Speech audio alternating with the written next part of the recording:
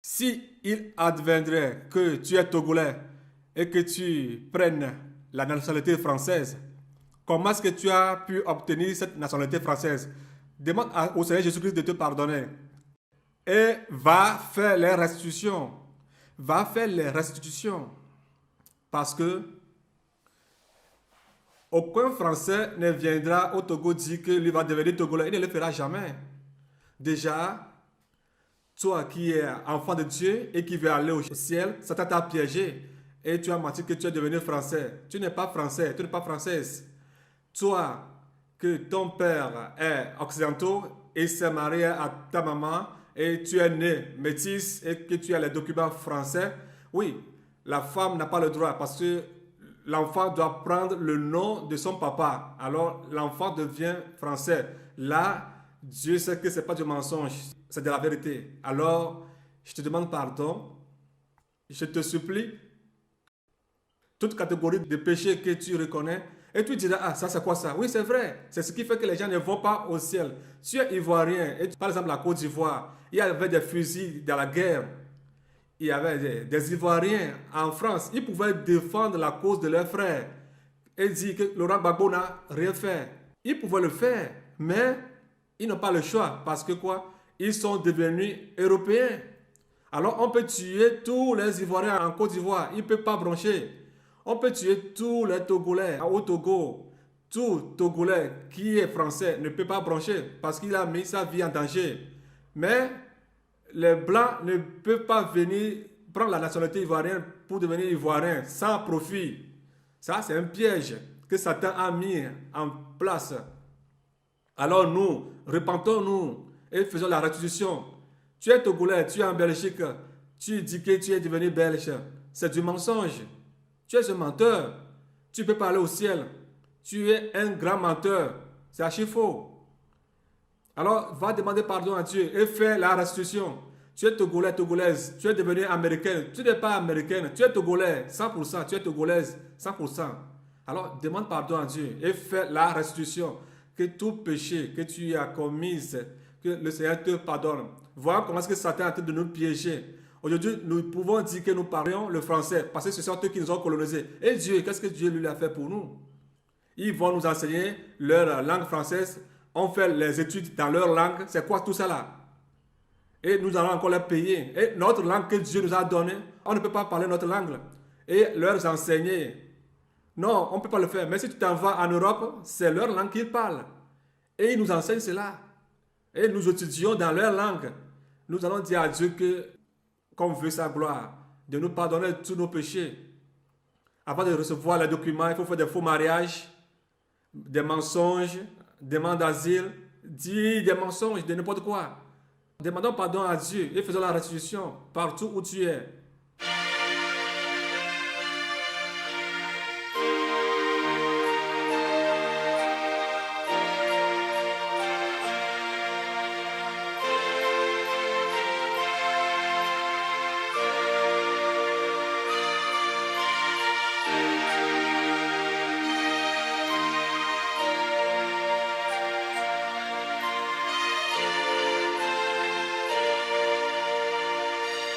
Dieu de gloire, qui es aux cieux. Praise the Lord. L'esclavage. Traite des Noirs. Certains disent que cela a débuté de 1619 à 1868.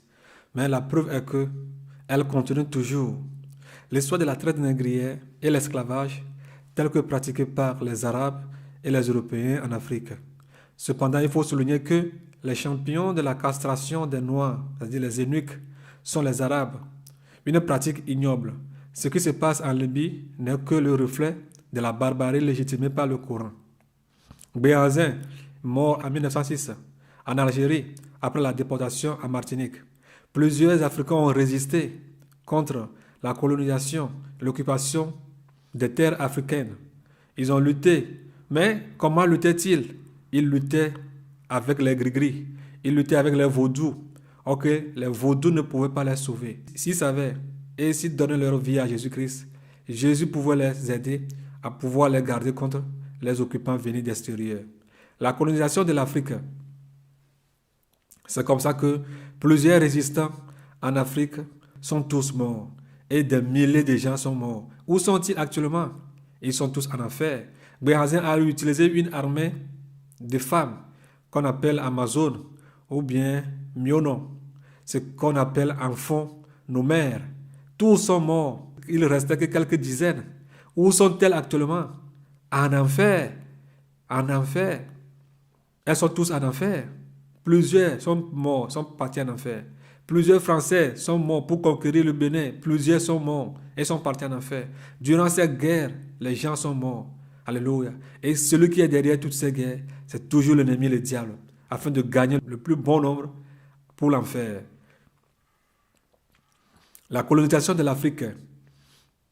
La mission de l'Europe. Jugeant leur civilisation supérieure à toutes les autres, les Européens estiment qu'ils ont une mission à remplir auprès des peuples colonisés, laquelle est de leur apporter le progrès. Idée illustrée par le fardeau de l'homme blanc. Les Européens affirment agir par humanité en apportant les progrès de la médecine et de l'agriculture, l'éducation, des infrastructures, en luttant contre les épidémies et les famines, en mettant fin aux guerres tribales et à l'esclavage des Noirs encore largement pratiqués à cette époque, traite négrière musulmane et traite négrière interne. Aujourd'hui encore, ils sont présents sous d'autres formes sur le continent, comme les ONG, les diasporas, etc., soi-disant vous apporter du bien. La question est, quel bien l'Occident peut-il vous donner sans avoir de retour un intérêt? Les preuves sont devant nous. Les Congolais ont été amputés de leurs pieds ou bien de leurs mains, de leurs bras, avec soi-disant les prêtres colons. Et ils ont pris l'Église en tête pour commettre des barbaries. Ce qui fait qu'aujourd'hui, plusieurs Africains ne veulent rien attendre de la parole de Dieu, du christianisme ou de la parole de Dieu, soit disant que c'est quelque chose qui a été importé par l'homme blanc pour pouvoir séduire et dominer les Noirs. Or que celui qui était derrière ces choses-là était l'ennemi. Ils ne sont pas venus apporter la bonne nouvelle. Ils sont venus en tant que des colons, mais vêtus de la robe de la christianité. Alors, réveillons-nous, donnons nos vies à Jésus-Christ. Ne soyez pas bornés. Cette domination continue sous d'autres formes, dites civilisées ou intellectuelles. En Afrique, les ONG sont en mission. Et c'est durant ces missions qu'ils testent leurs nouvelles découvertes en médecine ou en pharmacopée pour voir si leurs découvertes sont précises ou à retoucher. D'où les virus de sida, Ebola, les fièvres typhoïdes, du méningite, hépatite B, hépatite C. La colonisation n'est pas perçue seulement comme une bonne affaire, mais aussi comme un devoir civilisateur, une responsabilité vis-à-vis des peuples en retard, va ainsi être confrontée à l'idée des civilisations supérieures de l'homme blanc. Les conquêtes de l'Afrique. La colonisation de l'Afrique débute vers 1830 et va être un mouvement très rapide. Les Européens se trouvaient auparavant dans un ensemble de comptoirs dispersés sur la côte africaine depuis le XXe siècle. En 1830, l'Algérie est colonisée par la France. Mais ce n'est que dans les années 1880 que les expéditions se multiplient. Les Français s'emparent de la Tunisie en 1881. Les Britanniques occupent l'Égypte en 1882. La colonisation est facilitée par la division des autochtones en de nombreuses ethnies très diversifiées qui rendent la cohésion nationale difficile. De nombreuses petites puissances trouvent leur place, comme la Belgique, avec le Congo, comme je viens de le dire très haut. Même l'Espagne joue un rôle colonisateur avec un protectorat au Maroc. En l'espace d'une cinquantaine d'années, le continent africain est transformé. Seuls 2 pays échappent à la colonisation. L'Éthiopie, qui inflige une humiliante défaite aux Italiens à la bataille d'Adwa en 1896, et le Libéria, soutenu par les États-Unis, car colonisé par des Noirs américains, indépendants depuis 1847. La France, quant à elle, possède 2 grandes zones, l'Afrique équatoriale française et l'Afrique orientale française. Ces élites formées à l'européenne, imprégnées des idées libérales, initieront Les premiers mouvements de contestation ou de libération nationale, comme les Lumumba, les autochtones, ne seront malgré tout pas considérés comme les légaux des populations européennes. C'est pourquoi, dans certains pays, il y a le quartier des Européens et le quartier des autochtones. Même de nos jours, comme l'Afrique du Sud. En RDC, Congo, République démocratique du Congo, la République démocratique du Congo, par exemple, ils étaient la plupart venus en soutane catholique comme missionnaires ou évangélistes, c'est-à-dire sous déguisement d'hommes de Dieu. Mais ce sont des loups ravisseurs, des colons blancs. Après la maîtrise des indigènes, ils se sont dévoilés par le fait de la maltraitance des Noirs, en les amputant de leurs jambes ou bien de leurs pieds. Les indépendances. Bénin à l'époque des Dahomey a eu son indépendance. Le Burkina Faso, Guinée à l'époque des Guinées françaises, la Côte d'Ivoire, le Mali à l'époque du Soudan français, la Mauritanie, le Niger. Alléluia. Les néocoloniales. Le départ des colons après l'indépendance des États africains qui ne sont pas du tout indépendants. Ces colons en partant ont mis les autochtones au pouvoir afin de contrôler à distance leurs intérêts après les soi-disant indépendances. La majorité de ces dirigeants des pays africains après l'indépendance viennent de l'Occident ou bien sont soutenus par les anciens colons qui le sont toujours, mais qui sur les documents officiels font savoir qu'ils sont neutres. Cette neutralité n'est que du pur mensonge. Administrativement, le colon n'est plus là, mais en coulisses contrôle toutes les nations, à savoir le pouvoir économique, administratif et législatif. Raison pour laquelle vous verrez pour le cas des États africains que la plupart des conseillers, des chefs d'État africains sont des Occidentaux. C'est-à-dire que les chefs d'État ne sont que des poupées dans la main de ces conseillers qu'on appelle des Blancs. C'est eux qui décident de votre monnaie, comme le cas du franc CFA. C'est la France qui contrôle notre portefeuille. Elle décide si nous allons manger ou pas, si nous allons nous vêtir ou pas.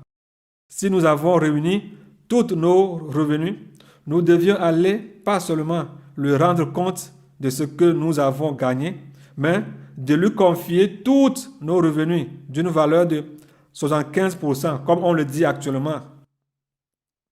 Les crocodiles de nos États, c'est-à-dire les chefs d'État, envoient une partie, soit 15% de ces 25 qui devaient revenir à la famille ou bien à la nation. En Suisse, dans les comptes qu'on appelle les paradis fiscaux, pour eux-mêmes. Voyant que les 75% sont déposés dans la trésorerie française sans contrôle, alors que le peuple africain est en train de souffrir ou bien est dans l'agonie. Voyez-vous le nom qu'on donne à ces comptes, les paradis fiscaux. Papa est au paradis et les enfants attendent impatiemment les beignets ou bien les gangondouins à la maison, comme on le dit au Togo. Papa revient et vous annonce qu'il n'y a rien, que c'est dur partout. C'est-à-dire, encaisse 15% dans sa poche, en complicité avec le responsable de la tontine, c'est-à-dire la France. Une tontine que les Africains ne collectent jamais, ou bien dont leur tour n'arrive jamais. Hey! Il reste seulement 10% des recettes du pays, de la récolte familiale, ou bien de la recette du pays ou de la nation. Il faut alors penser aux oncles dans la famille, c'est-à-dire à l'armée, à tous ces corps, police, la gendarmerie, les armées de terre et de l'air, la marine, la douane, les sapeurs-pompiers, les anti-gangs, les armées, les divisions, les brigades, toutes les hiérarchies des unités, les postes inutiles ou futiles, les ambassadeurs, les bases militaires étrangères que nous hébergeons dans nos pays, les diplomates corrompus, engagés pour les soutenir au Conseil de sécurité de l'ONU, le rachat de conscience de certaines personnes occidentaux, même dans leur gouvernement, les loges étrangères pour des rites, les sectes, les présidents de la sous-région, par exemple les pays membres de la CEDEAO, de l'Union africaine, corrompus, les milices du néocolonialisme, les galas, les fêtes organisées, construire des maisons aux maîtresses, l'investissement aveugle dans les armements, la corruption de certains organes comme l'OUA, l'Union africaine, etc. Vous voyez? Maintenant, sur les 10% des recettes déclarées, ils ont utilisé 7% pour payer les oncles du pays. Maintenant, il en reste que 3%. Nous avons par exemple au Togo 5 régions qui sont la région de la savane, la région de la Kara, la région centrale, la région des plateaux, la région maritime. Maintenant, les 3% des recettes de l'État ne suffisent même pas à payer les fonctionnaires et à couvrir les dépenses publiques, les dépenses en eau et en électricité dans les administrations. Par exemple, la justice, la mairie, les préfectures, les douanes, les gendarmeries, les ministères, le coût des lumineuses, des rues et boulevards, les subsides à l'État, c'est-à-dire des compensations que reçoivent certaines personnes physiques ou morales d'auprès de l'État pour couvrir et subvenir à leurs besoins. Les bons de l'État pour approvisionner tous les moyens de déplacement, véhicules, motos, avions, bateaux, chevaux et leur entretien sont à la charge de l'État à partir des fonctionnaires et les salariés. Je parle bien des salariés. Comprenez que si nous prenions par exemple la mairie de Lomé, il y a des fonctionnaires d'État qui sont là. Mais si par exemple il y a une fuite de gaz ou coupure d'électricité ou bien certains travaux de rénovation qu'on doit faire dans cette mairie, le maire doit faire une demande auprès de la préfecture ou auprès de domaines appropriés. La préfecture transmet alors la demande au ministère approprié et qui à son tour le présente au gouvernement. La demande doit alors être étudiée et après cette étude, la demande pourrait être acceptée ou rejetée. Si elle est acceptée, elle doit retourner hiérarchiquement avec des clauses comme elle est venue jusqu'à la case de départ. C'est au demandeur qui est à la mairie. La mairie, via son coordinateur, procède à une demande d'offre. Les corruptions. Le coordinateur convoque les entrepreneurs qui lui présentent leur devis. Il faut le choix et négocier avec celui à qui il a confiance. C'est-à-dire, si tu acceptes, moi, je gagne un peu et toi aussi, tu gagnes un peu. Amesem Ladounu, comme on le dit en togolais. Nous allons tous manger, comme ils aiment le dire. Un accord de confidentialité se dresse entre le coordinateur et l'entrepreneur. Si par exemple le coût des travaux coûterait par exemple 150 000 francs CFA ou 300 €, il signe ce contrat à environ 900 000 francs CFA ou bien allant à une valeur de 1500 €. Si nous déduisions 150 000 francs de 900 000 francs CFA, il restera 750 000 francs CFA, qui n'est pas un avoir ou actif de l'État, mais un passif ou une perte des recettes de l'État. Imaginez que la même chose se produit dans plusieurs départements dans le pays. L'État perdrait nettement des milliards des 3% de ses avoirs qui lui restent dans son trésor. Si par exemple, la valeur de ces 3% net pourrait être estimée par exemple à 3 milliards de francs, et si dans le même mois, des fuites de capitaux dues aux fausses factures s'élevaient par exemple à 2 milliards, vous devez savoir que ce qui restera dans la caisse de l'État, c'est-à-dire le trésor, sera 1 milliard de francs CFA. Si par exemple, le budget annuel de l'État alloué à la seule région des Maritimes est équivalent à 2 milliards de francs CFA, par exemple, vous devez savoir que ce qui est dans la caisse de l'État, dans le trésor, ne peut même pas satisfaire une seule région du Togo. Si par exemple c'est 12 milliards qui constituent le budget mensuel territorial, ce mois-là, vous devez savoir que l'État aura une dette de 10 milliards envers les fonctionnaires. Dans ce mois-ci, les 2 milliards seront dispatchés dans les trésors publics, dans toutes les grandes villes du pays ou dans les banques où vous percevez vos salaires. Quand vous allez vous présenter au guichet pour percevoir vos salaires, on vous donnera, au lieu de par exemple 120 000 francs CFA, on vous donnera par exemple 12 000 francs CFA. Et vous allez commencer à crier, non, on a marre, j'ai travaillé, je dois avoir mon salaire comme il le faut.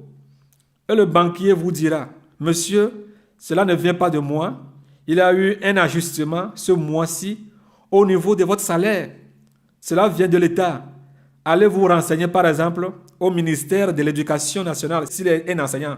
On lui dira d'aller se renseigner au ministère de l'Éducation nationale. Là, quand vous arrivez là-bas, on vous dira que c'est général. Le mois prochain, vous aurez votre salaire, plus vos arriérés. De là, soulagé, vous allez commencer à aller prendre des crédits chez les particuliers ou bien chez les connaissances ou bien au niveau des microcrédits avec espoir de les rembourser le mois prochain. Le mois suivant, c'est encore plus pire car cette fois-ci, au lieu de 12 000 francs CFA sur les 120 000 francs, on vous dit qu'il n'y a rien du tout. Peut-être dans ce mois, ce qui est rentré dans les trésors publics n'atteint même pas 1 milliard de francs CFA. Conséquences, les suicides, les traumatismes, les accidents cardiovasculaires, les VCA, les accidents de la route causés par le stress ou soucis, etc. Et au même moment, les policiers, les gendarmes sont dans la rue en train de contrôler les cartes d'identité, en train d'arrêter les voitures et les conducteurs de taxi moto. Et si vous vous trouvez dans ce cas, comment allez-vous payer ces gendarmes, ces policiers, alors que vous n'avez rien? L'État ne vous a rien donné. L'État qui vous doit, c'est le même État qui vous arrête. Des soulèvements populaires et des manifestations. L'État est en faillite. Des recours répétitifs, des prêts auprès de la Banque mondiale ou des banques européennes comme la Banque européenne pour la reconstruction et le développement, EBRD ou bien la BCE, sous le dos des peuples africains. Parce que comme il n'y a rien dans les banques, maintenant il faut aller faire des emprunts.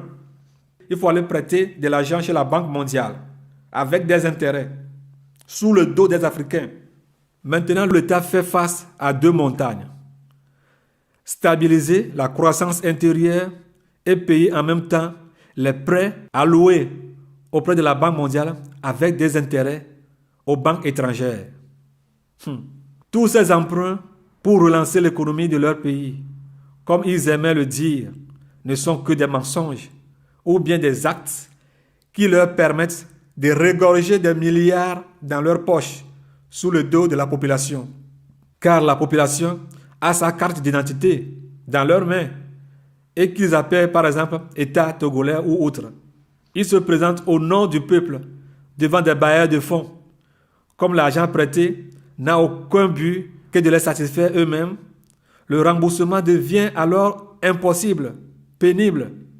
C'est là où vous faites face à la dette publique et à la dette de l'État.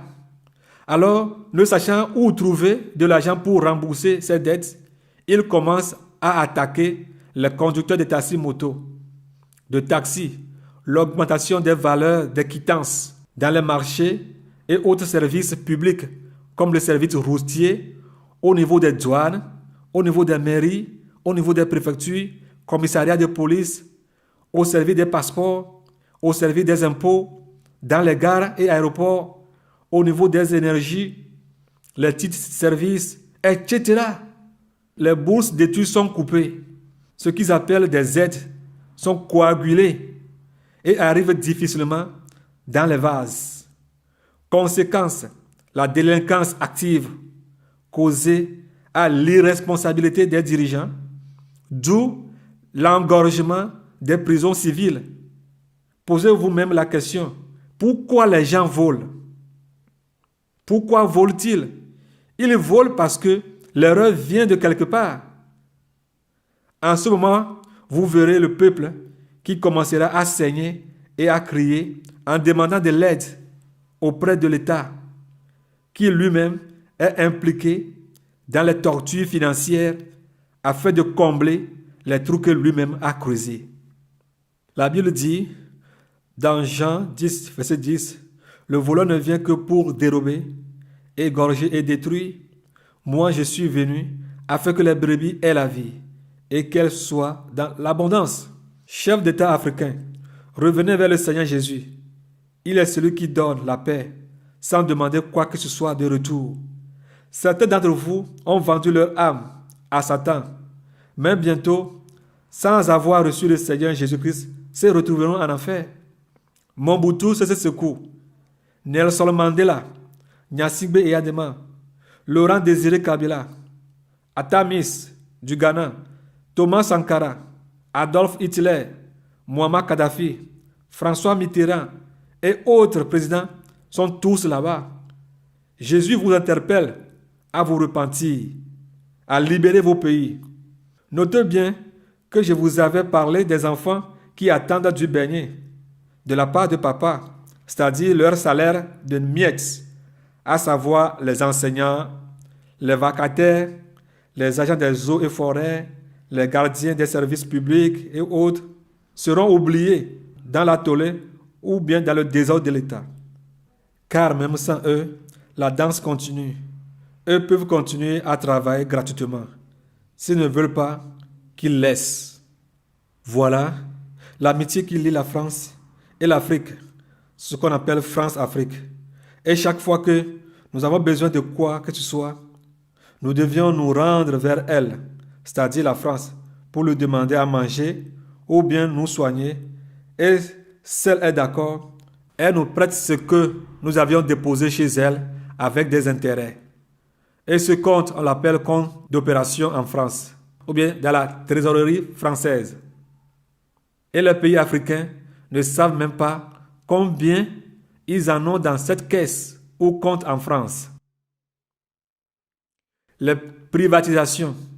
Face à cette dette et cette matraque suicidaire envers le peuple, sans parvenir aux abois de leurs créanciers occidentaux, ils seront maintenant dans l'obligation de déculotter le pays, le mettre en pièces détachées, afin de finir une fois avec lui. Comprenez bien que privatisation veut dire dénationalisation. Un pays comme le Togo possède des biens comme les marchés, les banques, l'aéroport, les hôpitaux publics, les écoles publiques, les routes, les centrales électriques comme celui de Nangbeto, les musées, les terrains de foot, la poste, les services de passeport, etc. Du point de vue que la vente des meubles et des accoutrements, des appareils ménagers, des ampoules, de sa chambre ne suffisent pas à payer ses dettes, il est maintenant décidé, par exemple le Togo, c'est-à-dire l'État, de vendre ses sous-vêtements, c'est-à-dire ses biens nécessiteux aux tiers, les hypothéquer ou bien les privatiser. Tous ces biens d'État précités deviendront des biens des tiers, c'est-à-dire aux hommes d'affaires libanais ou chinois ou français. Les conséquences des privatisations. Écoutez très bien. Si par exemple, c'est la Poste qui est privatisée, vu que l'État n'est plus propriétaire de ses actifs ou bien de ses biens, les fils du pays qui travaillent dans cette Poste se verront liquidés ou dirigés vers le chômage. Ou bien, le nouveau patron fera concession avec les anciens fonctionnaires pour rabaisser leur salaire, soit d'une réduction de 50% ou bien 25%. Les anciens fonctionnaires ont le choix d'accepter ou de refuser les barèmes salariaux. Chacun doit se décider. Certains verront qu'avec le nouveau boss, pour eux, ce sera un investissement à perte et abandonneront. Dans ce cas, l'État ne peut pas intervenir, car le nouveau boss a le plein droit de former son équipe et de payer ses employés comme il le veut. Pour ne pas rester à la maison, certains seront obligés de rester sur place. C'est pourquoi vous allez voir les gens travailler et se plaindre, car ils n'ont aucun gain dans tout ce qu'ils font. C'est aussi une autre manière de piller les gens. L'État pille, les étrangers pillent. Raison pour laquelle vous allez voir les gens travailler pour les Chinois, maltraités comme des sauvages, comme des animaux sauvages. Maltraités, non payés, même s'ils sont malades, on les force à travailler. Parce que quoi? L'État a été le responsable de tous ces actes. Habakkuk 2, versets 7 à 8. Tes créanciers ne se lèveront-ils pas soudain? Tes oppresseurs ne se réveilleront-ils pas? Et tu deviendras leur proie, parce que tu as pillé beaucoup de nations. Tout le reste des peuples te pillera, car tu as répandu le sang des hommes. Tu as commis des violences, alléluia, dans le pays. C'est ce que font beaucoup de nationalités, beaucoup de Libanais, beaucoup de Chinois, beaucoup de Français. C'est ce qu'ils font dans nos pays. On paie les gens à vil salaire. On les maltraite comme des animaux. Ce qu'ils ne peuvent pas faire en Chine, ce qu'ils ne peuvent pas faire au Liban, ce qu'ils ne peuvent pas faire en France, c'est ce qu'ils font au Togo. Parce que quoi? L'État est corrompu. Papa de la maison n'est pas responsable. Il préfère vendre ses enfants aux étrangers et vivre avec ces étrangers que de se souvenir de ses enfants, les protéger économiquement, juridiquement et dans le domaine sanitaire. Faute de travail et ne sachant à qui s'adresser, les citoyens auraient voulu aller tenter leur chance dans d'autres pays, d'où l'immigration des masses vers l'Europe ou vers la Libye. Un voyage que plusieurs ont fini dans la mer Méditerranéenne ou bien comme pièces détachées dans les laboratoires libyens ou dans les commerces de vente d'organes humains. Le pays de départ se vide et la jeunesse face à une aventure inconnue. Et on est vilipendé sur tous les médias du monde comme des mendiants, des vauriens. Ce qui fait que partout où vous arrivez, comme noirs, vous êtes vus comme des envahisseurs. Voilà comment l'extérieur nous voit. L'appel aux aides est donc par nos États. Face à cette pauvreté volontaire des nations aux pays africains, ils commencent à mendier comme des sans-abri envers d'autres nations non africaines. Le parrainage des terres agricoles africaines aux Chinois qui produisent sur les terres agricoles africaines et qui rapatrient tout en Chine. Quel profit l'Afrique a dans ce type de partenariat, soi-disant gagnant-gagnant? Qui gagne quoi dans tout cela? Et au même moment, on montre sur les chaînes occidentaux la misère des Africains. Au moment où les Chinois retournent en Chine avec des cargaisons en disant que tout va bien, les Africains, eux, meurent de faim. Pourquoi ne pas produire nous-mêmes et s'autosuffire? Nous avons les terres arables, de bonnes conditions climatiques, la main-d'œuvre abondante. En Israël spirituel, on produira ce qu'on mange et on mangera ce qu'on produit. L'Israël spirituel ne prendra jamais de crédit de qui que ce soit, la Banque mondiale ou à la Banque européenne de développement. Jamais. Jamais. C'est Israël spirituel qui allait donner aux gens à manger, qui allait subvenir à leurs besoins. Les conseillers des chefs d'État africains. Si vous prenez par exemple le cas du Togo, le conseiller blanc ou le président blanc est Charles Debache. Charles Debache. Certains vous parleront de Christian Trumuan ou Christophe Chao. Non, ce sont des poupettes. Conseiller de nombreux chefs d'État africains, Charles Debache, il a rédigé de nombreuses constitutions africaines. Le constitutionniste assiste le Togo depuis le début des années 1990. Il a d'ailleurs acquis la nationalité togolaise. Après avoir été le conseil juridique du président togolais Eyadema, il est aujourd'hui ministre conseiller spécial du chef d'État togolais, Faure Gnassingbé. Voilà un fou blanc condamné par sa nation d'origine, c'est-à-dire la France, est devenu conseiller d'une nation togolaise pendant plusieurs années et qui décide de ce que les Togolais doivent faire ou pas faire, comment vivre. Alléluia. Sur la démocratisation en Afrique, la chute du mur de Berlin, érigé en août 1961 et qui est mis à terre dans la nuit du 9 au 10 novembre 1989. Les Berlinois de l'Est mettaient à bas le mur qui les emprisonnait depuis presque 30 ans, mettant fin au communisme, a entraîné une vague de soulèvement dans l'Afrique occidentale et centrale, comme un produit moins cher arrivé sur le marché, ou bien à une vente aux enchères. La chute du mur de Berlin en 1989, au-delà de toutes ses significations politiques, géopolitiques, idéologiques, fut d'abord et avant tout le fruit d'un attrait irrésistible pour leur soi-disant liberté. Ce qui a conduit certains États, s'ils veulent rester dans la danse, doivent obligatoirement accepter le multipartisme, d'où l'organisation des conférences nationales souveraines dans plusieurs pays africains.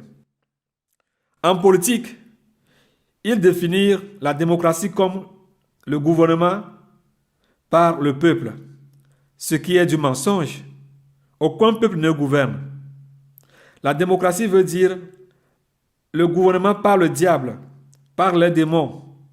Les peuples sous la domination des dictateurs africains ont accueilli à bras ouverts ces cercueils sataniques à qui ils continuent à chanter jusqu'à ce jour, malgré les millions d'Africains qui meurent chaque jour à cause de ce vaudou occidental.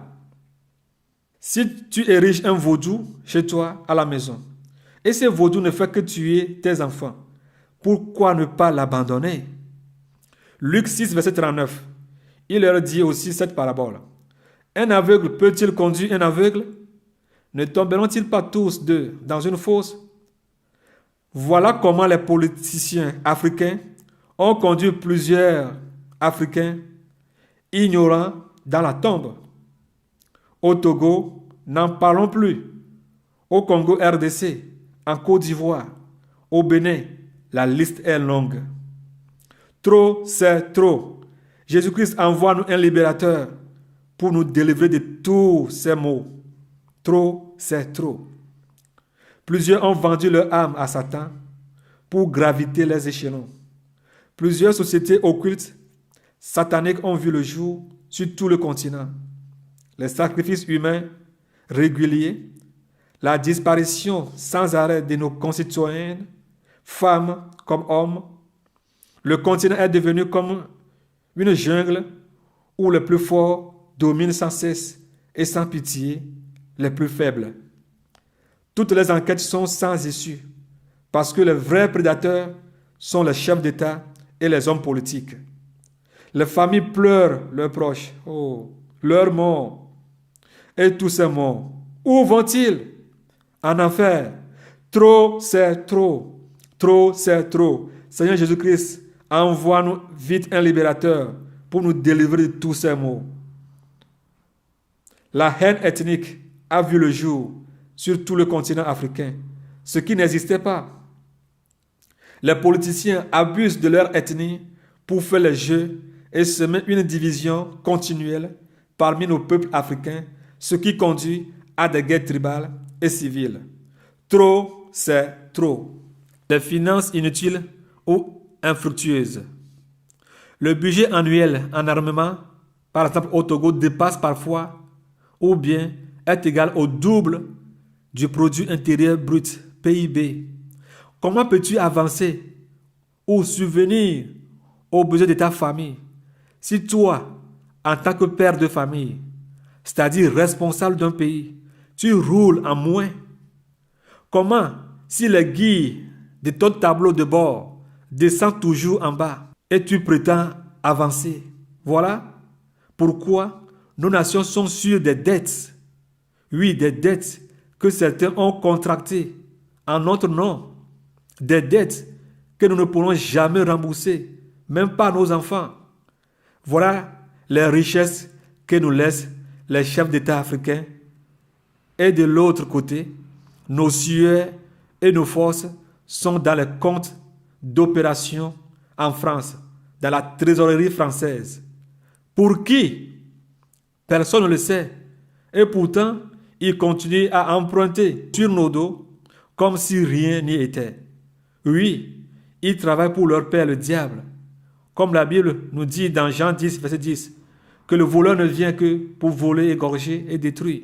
Moi, je suis venu afin que les brebis aient la vie et qu'elle l'ait en abondance. Oui, ce sont des enfants du boucher, le diable. Trop, c'est trop. Trop, c'est trop. Il nous faut des nouveaux hélicoptères, des nouveaux chars d'assaut, de nouveaux fusils de combat, des systèmes de défense modernisés, des moyens de renseignement modernisés. En Israël spirituel, il n'y aura plus d'armes, il n'y aura plus de chars, il n'y aura plus rien. Tous les chars seront brûlés, toutes les armes seront détruites. Les bases militaires occidentales au Togo et partout en Afrique. Les bases militaires occidentales au Togo et partout en Afrique. Une autre façon d'occuper l'Afrique. Pour leur permettre de rester au pouvoir, des bases militaires sont mises en place dans presque tous les pays du continent par la France et les États-Unis d'Amérique. Moindre écho, ils leur viennent en aide. Cette fois-ci, ce n'est pas que l'Afrique est en train de se faire partager de nouveau, mais cette fois, une occupation diplomatique en douceur, en l'insu des chefs d'État africains, ou soit à leur connaissance, mais avec compromis, sous le commandement de leur royaume des ténèbres sataniques du continent africain. Quand une nation ou État a dans son État une base militaire étrangère, cela signifie indirectement que ta nation est enclavée ou prise en otage ou occupée. Et les chefs d'État africains accueillent ces cadeaux empoisonnés avec des tam-tams et trompettes. Mais si la France se lève aujourd'hui et dit que le Burkina Faso devient sa propriété ou bien son domaine, personne ne va résister. Le peuple, dans sa faiblesse, peut se lever avec des mots, des manifestations. La France peut tirer sur eux, les tuer.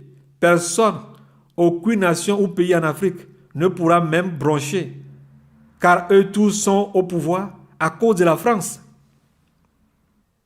Le cas de la Côte d'Ivoire, comment les Français, l'armée française a tiré sur les Ivoiriens, les a tués. Personne, aucune nation n'a condamné cela. Kadhafi a été tué devant vous tous. Qui a bronché? Même aucun chef d'État africain.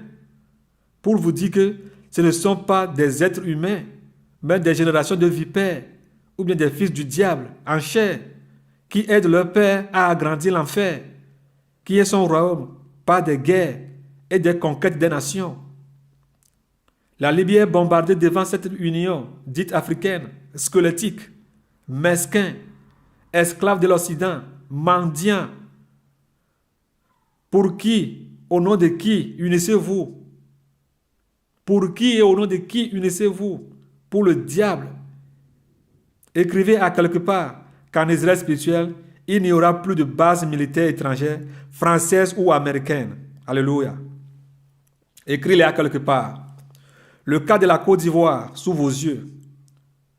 Quand tu fais l'amitié avec les sorciers, ils finiront un jour à t'éliminer, secrètement ou bien en plein jour. Voilà le cas de Laurent Gbagbo. Bien-aimés, si vous voulez défendre la vérité et la justice, donnez vos vies à Jésus et vivez dans la sainteté absolue. Quant à la situation globale de la Côte d'Ivoire et ses conséquences, s'il y a un homme qui devait être en prison à La Haye, c'est Nicolas Sarkozy, au lieu d'y envoyer Laurent Gbagbo.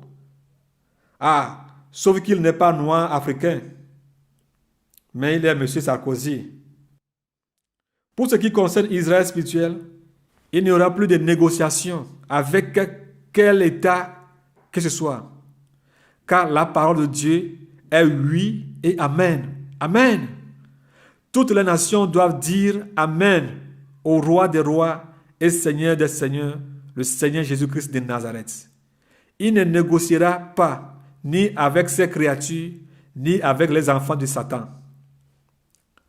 Le rôle des ambassadeurs occidentaux en Afrique.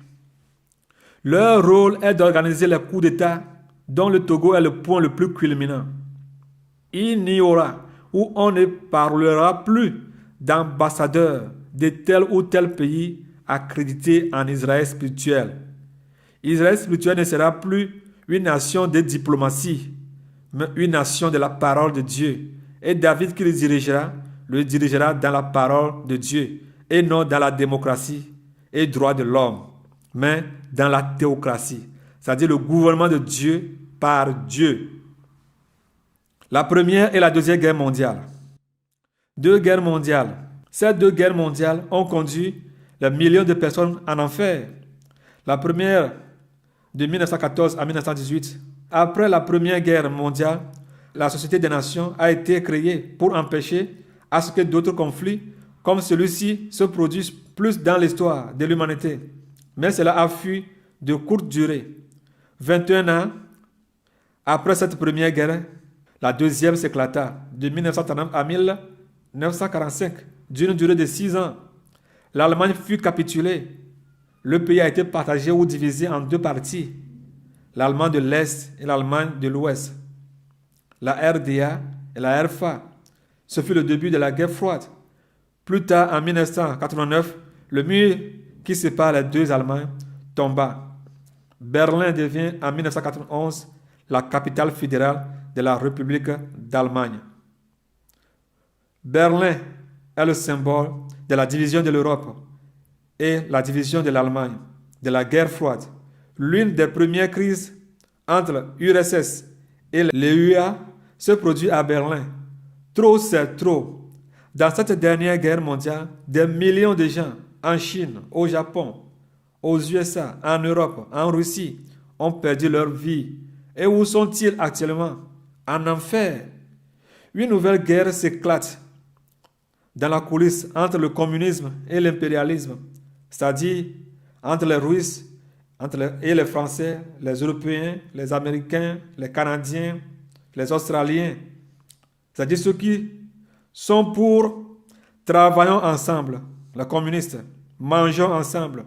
S'il faut souffrir, qu'on souffre tous. Et s'il faut réjouir, réjouissons-nous tous. Rien n'appartient à personne. Et les impérialistes, ceux qui disent « Plus tu es riche, plus tu deviens toujours riche. Chacun pour soi, Dieu pour tous. Opprime le faible et domine sur qui tu peux dominer. Amasse comme tu le peux, si tu as la force. Force tous les faibles à faire ta volonté. S'ils refusent, élimine-les comme tu le sens. La raison du plus fort est toujours la meilleure. Que tes semblables soient tes esclaves. Va conquérir d'autres nations et qu'elles soient tes propriétés. Et que tous les humains qui y sont sur cette terre deviennent à perpétuité tes esclaves. Ne leur permets jamais de devenir indépendants, mais qu'ils soient sous tes pieds et domine-les comme tu le veux. Qu'ils travaillent pour toi et te nourrissent. Mange et sois bien rassasié à la sueur de leur front. Pousse-les à te ressembler et à s'auto-détester. Voilà le Togo actuel appartient sous couvert de la France à ce groupe de sorciers ou de meurtriers qui font mourir partout dans le monde entier, surtout en Afrique francophone, de millions de gens sans pitié parce qu'ils viennent de l'enfer. Génération de vipères qui ont pour le père le diable, qui a été meurtrier dès le commencement. Voilà pourquoi vous vous posez la question. Mais pourquoi les chefs d'État africains sont comme ça? Mais comprenez-le, leur père est le diable et ils sont de ce groupe de sorciers, c'est-à-dire les impérialistes, les destructeurs, les tueurs, les buveurs de sang humain. C'est pourquoi ils ont tué au Zaïre, Patrice Lumumba, au Burkina, le capitaine Thomas Sankara, au Venezuela, au Cuba, ont combattu jusqu'au tombeau Fidel Castro, au Togo, Sylvanus Olympio, En Libye, Kadhafi. En Irak, Saddam Hussein. En Côte d'Ivoire, Laurent Gbagbo. Car ces gens, ils combattaient les titans sans Jésus-Christ dans leur vie. Ces titans continuent toujours à combattre certains pays de l'Amérique latine comme l'Équateur, la Bolivie, le Pérou, etc. La liste est longue. Ils enlèvent sur leur route tous ceux qui ont le cœur pour leur nation.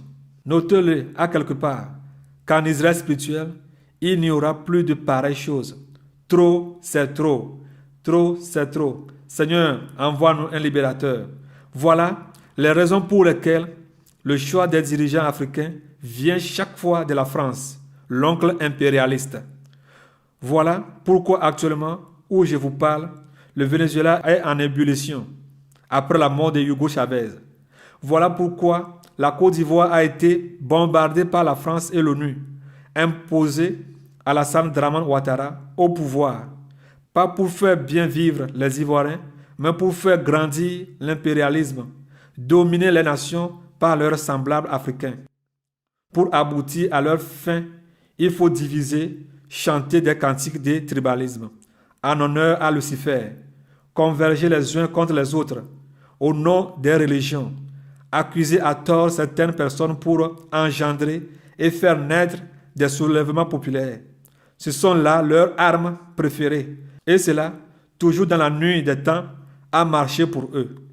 Ils jouent aussi souvent sur les noms.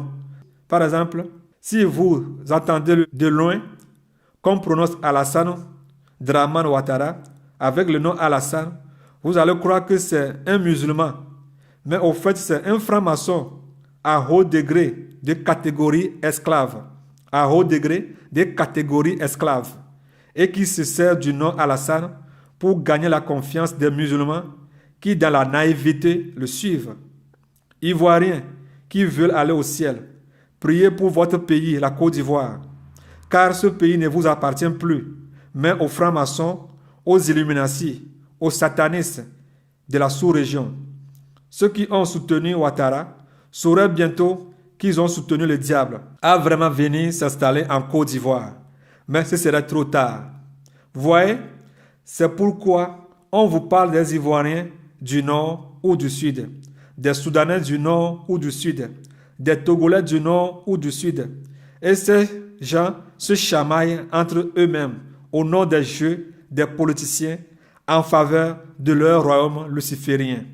Trop, c'est trop. Trop, c'est trop. Au lendemain de la Première Guerre mondiale, un puissant groupe international d'élite a offert à l'humanité, sous le nom de sécurité collective, au travers d'un gouvernement mondial, une solution contre les ravages de la guerre. Elle a proposé la création de la Ligue des Nations.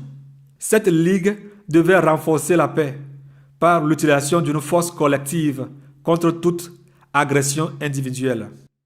La SDN, la Société des Nations, a été créée à la fin de la Première Guerre mondiale pour empêcher une autre, c'est-à-dire permettre aux nations de se mettre à table et discuter des conflits et comment les gérer. Mais après quelques années, la Deuxième Guerre mondiale se déclencha. Tous les efforts humains sont réduits à zéro pour empêcher cette nouvelle guerre.